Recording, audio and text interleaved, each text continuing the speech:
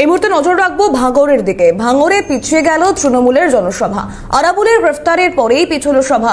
13ই ফেব্রুয়ারির পরিবর্তে 3রা মার্চ জনসভা। বোর্ড পরীক্ষার কারণে জনসভা পিছিয়েছে বলে দাবি করা হচ্ছে তৃণমূল নেতৃত্বের তরফ থেকে। আরাবুলের গ্রেফতারের পরেই পিছল সভা। যদিও বোর্ড পরীক্ষার জন্য সভা পেছানো হয়েছে এমনটাই তৃণমূলের তরফ থেকে দাবি করা হচ্ছে। শুভজিৎ আমাদের প্রতিনিধি রয়েছেন সরাসরি, আমি শুভজিতের কাছে যাওয়ার চেষ্টা করবো, আরো বিস্তারিত জানবো। শুভজিৎ, সেক্ষেত্রে দাঁড়িয়ে যে সভা পিছিয়ে যাওয়ার কথা, এটা শুধুই কি বোর্ড পরীক্ষার কারণ যেটা দেখানো হচ্ছে সেটা, নাকি অবশ্যই আরাবুলের গ্রেফতারিও সেখানে কাজ করছে প্রত্যক্ষ বা পরোক্ষভাবে?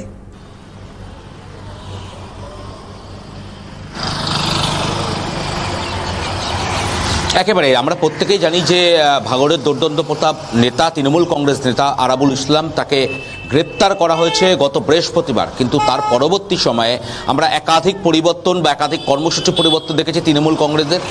এবার 13 ফেব্রুয়ারিতে যে তৃণমূল কংগ্রেসের জনসভা হওয়ার কথা ছিল ভাঙড় গ্রাম পঞ্চায়েত 1 নম্বর গ্রাম পঞ্চায়েত এবং 2 নম্বর গ্রাম পঞ্চায়েতের মিলিত জনসভা, সেই জনসভার যে তারিখ, সেই তারিখ পরিবর্তন করা হলো 13 তারিখের বদলে এই জনসভা হবে 3রা মার্চ।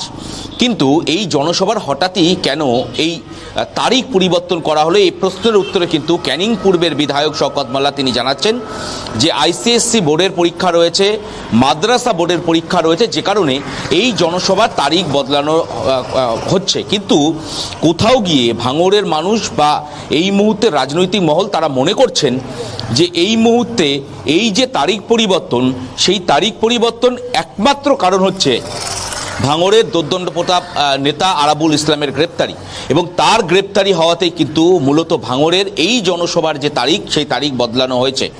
কেউ কেউ বলছেন যে এই মুহূর্তে আরাবুল ইসলাম তিনি জেলবন্দি রয়েছেন এবং যতদিন না পর্যন্ত তিনি জেল থেকে মুক্তি পাচ্ছেন ততদিন পর্যন্ত এই জনসভা হয়তোবা নাও হতে পারে। কিন্তু গতকালই ক্যানিং পূর্বের বিধায়ক শওকত মোল্লা তিনি কার্যত জানিয়েছেন শুধুমাত্র তারিখ বদলানো হচ্ছে, এবং এই তারিখ বদলানোর কারণ হচ্ছে, একমাত্র কারণ তা হচ্ছে পরীক্ষা। মাদ্রাসা বোর্ডের পরীক্ষা রয়েছে, আইসিএসসি বোর্ডের পরীক্ষা রয়েছে, সে কারণেই পরিবর্তন করা হচ্ছে।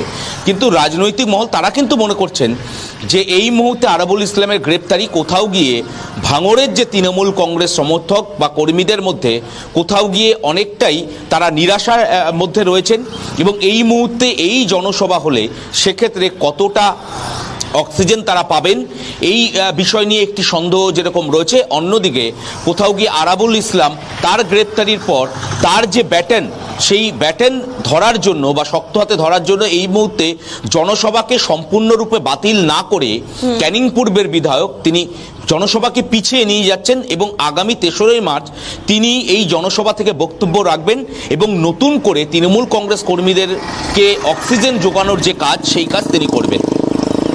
একেবারে শুভজিৎ, অবশ্যই সেদিকে আমাদের নজর থাকবে, এবং যে ছবিগুলো এই মুহূর্তে সামনে আসছে, ভাঙড়ে তৃণমূলের জনসভা পিছিয়ে গিয়েছে। আপাতত ধন্যবাদ জানাবো শুভজিৎকে। অবশ্যই ভাঙড়ের পরবর্তী পরিস্থিতি, কারণ রাজনৈতিক পরিস্থিতি কোন দিকে মোড় নেয় সেদিকে আমাদের নজর থাকবে।